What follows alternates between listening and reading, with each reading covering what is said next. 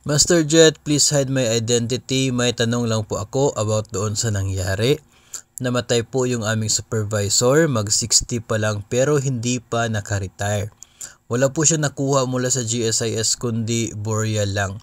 Paano po yung naiwan niya mga anak? Wala ng pensyon na makukuha, pati asawa niya. Saan mapupunta ang contribution niya?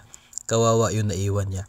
So, madalas po ng mga nakukuha po natin, natatanggap na mensaheng related po ng katulad nito ay hindi po nanggagaling sa concerned personnel mismo, no? Doon sa pamilyang naiwan na madalas po ay mga concerned na mga citizens na kasamahan.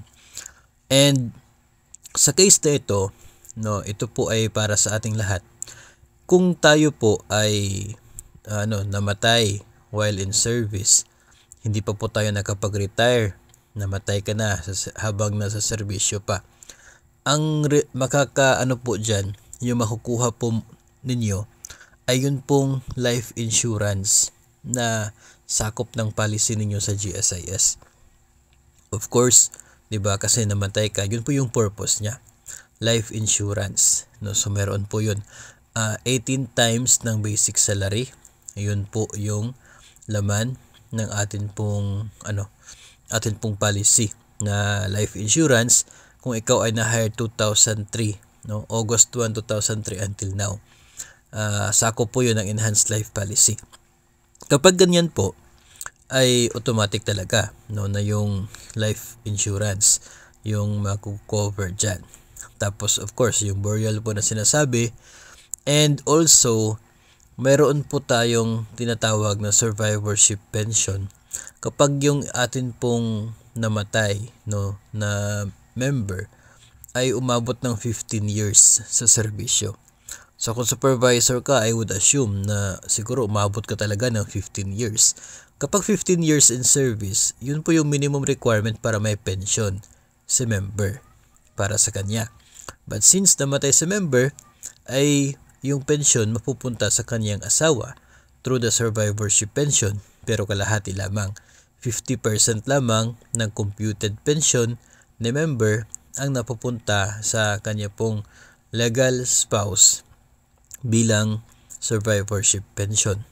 At kung may mga anak naman na below 18, ay meron pong 10% sa pension bawat isa hanggang 5 anak. So ganun po as dependent pension. Ngayon, yun po ang nasa batas no, na Republic Act 8291 na sinusunod ng GSIS. Pagdating naman po sa loans, kapag updated yung payments ay covered ng insurance. Mayroon pong life redemption insurance. Mayroon po tayong yung insurance na yan ay loan redemption insurance. Yun po yung gagamitin pang redeem sa loan mo, pambayad sa loan mo kung namatay si member, provided na updated yung payment. Kung updated yung remittance na agency, tapos hindi naman nagkaroon ng leave without pay prior to death itong member, talagang sakop na siya, covered ng insurance. So wala po magiging deduction sa claims kapag sakop ng insurance. Pero kung mayroon pong arrears, kulang sa payments, yung arrears ay ibabawas po doon sa claims. And kung umabot naman ng 6 months na walang payment, due and demandable na yung loan, yung whole amount ng loan, yun ang ibabawas sa claims. Kaya yun yung time na madalas ay nagkakaroon ng wala makukuha from GSIS kapag due and demandable na po yung loan. So hindi ko po makukuha kung ano po talaga yung eksakto nangyari sa sitwasyon na ito, and hindi din po natin masiguro kung talaga nga bang wala nakuha yung mga pamilya o kaya ay mayroon pang pinaprocess sa GSIS kaya wala sila nakuha kaagad, inuna po yung burial. No, yung mga ganun po na sitwasyon hindi po natin masasagot kasi yung sender naman ay hindi naman po yung concerned family or yung concerned family talaga. So at least malinaw po sa atin na ganun po yung mangyayari, no, kapag tayo po ay namatay, no, at tayo ay mayroong utang sa GSIS. Ito rin po kasi yung isa sa mga mahalagang bagay na malaman po natin kasi kadalasan po kapag medyo mahina na at medyo malapit na kunin ni Lord, yung iba ay pinapabilis po yung pag-process sa retirement.